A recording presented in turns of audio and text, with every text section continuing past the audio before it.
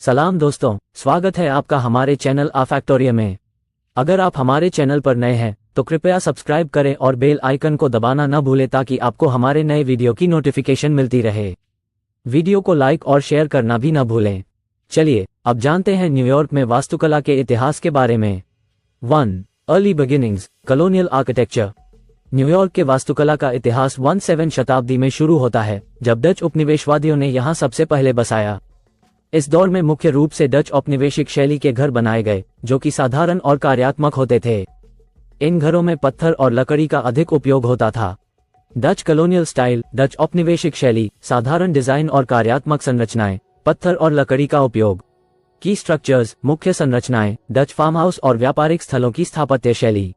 2. 19th century, neoclassical and gothic revival. 19वीं शताब्दी में न्यूयॉर्क की वास्तुकला में नवशास्त्रीय और गोथिक पुनर्जागरण शैलियों का प्रभाव बढ़ा।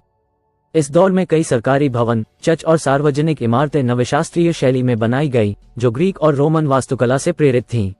नियोक्लासिकल स्टाइल, नवशास्त्रीय शैली, ग्रीक और रोमन स्थापत्य तत्वों का उपयोग, स्तंभ और समरूप डिजाइन। गॉथिक रिवाइवल, गोथिक पुनर्जागरण, लंबी और नुकीली खिड़कियां, गार्गोयल और विस्तृत सजावट। की स्ट्रक्चर्स, मुख्य संरचनाएं, फेडरल हॉल, ट्रिनिटी चर्च।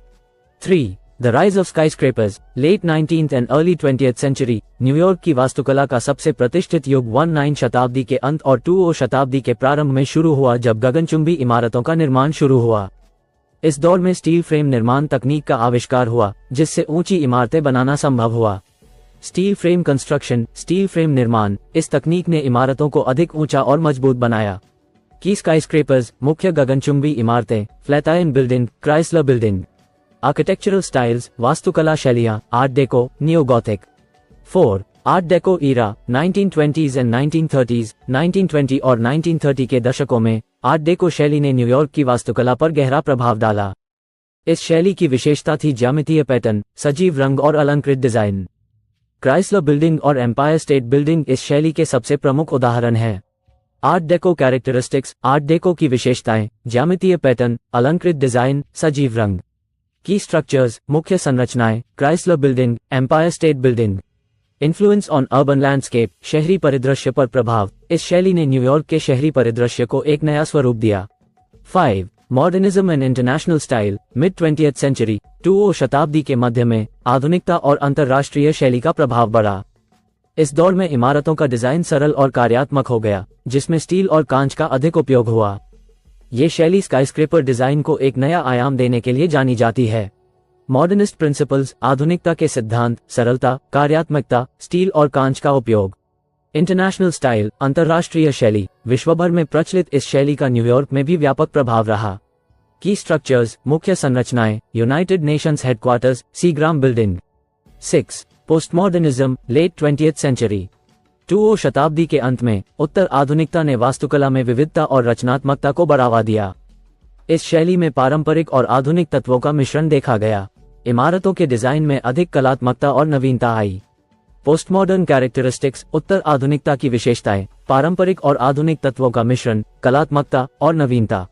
की स्ट्रक्चर्स, मुख्य संरचनाएं, AT&T building, times square tower. Impact on cityscape, शहरी दृश्य पर प्रभाव, इस शैली ने न्यूयॉर्क के शहरी दृश्य को और भी जीवंत और आकर्षक बना दिया। 7. Contemporary architecture, 21st century. 21वीं शताब्दी में न्यूयॉर्क की वास्तुकला में समकालीन डिजाइन और पर्यावरणीय स्थिरता पर ध्यान केंद्रित किया गया है। इस दौर में ग्रीन बिल्डिंग तकनीक और स्मार्ट सिटी कॉन्सेप्ट्स का उपयोग किया जा रहा है। कंटेम्पररी डिजाइन, समकालीन डिजाइन, अत्याधुनिक डिजाइन, तकनीकी नवाचार और पर्यावरणीय स्थिरता। सस्टेनेबल आर्किटेक्चर, पर्यावरणीय स्थिरता, ग्रीन बिल्डिंग तकनीक, ऊर्जा दक्षता और पर्यावरण अनुकूल सामग्री। की स्ट्रक्चर्स, मुख्य संरचनाएं, one world trade centre, Hudson yards. 8. Iconic landmarks. New York में कई प्रतिष्ठित स्थल हैं जो इसकी अद्वितीय वास्तुकला को दर्शाते हैं। इनमें statue of liberty, Brooklyn bridge और सेंट्रल पार्क शामिल हैं। ये स्थल न केवल स्थापत्य दृष्टि से महत्वपूर्ण हैं, बल्कि सांस्कृतिक और ऐतिहासिक महत्व भी रखते हैं। स्टैच्यू ऑफ लिबर्टी, स्वतंत्रता और लोकतंत्र का प्रतीक। ब्रुकलिन ब्रिज, इंजीनियरिंग और वास्तुकला का अद्वितीय नमूना। सेंट्रल पार्क, शहरी हरियाली और लैंडस्केप आर्किटेक्चर का उदाहरण। तो दोस्तों, ये था न्यूयॉर्क में वास्तुकला के इतिहास के बारे में एक संक्षिप्त यात्रा। उम्मीद है कि आपको यह वीडियो पसंद आया होगा। अगर आपको यह वीडियो अच्छा लगा हो तो कृपया लाइक और सब्सक्राइब जरूर करें। और हाँ, बेल आइकन को दबाना न भूलें ताकि आपको हमारे नए वीडियो की नोटिफिकेशन मिलती रहे। धन्यवाद।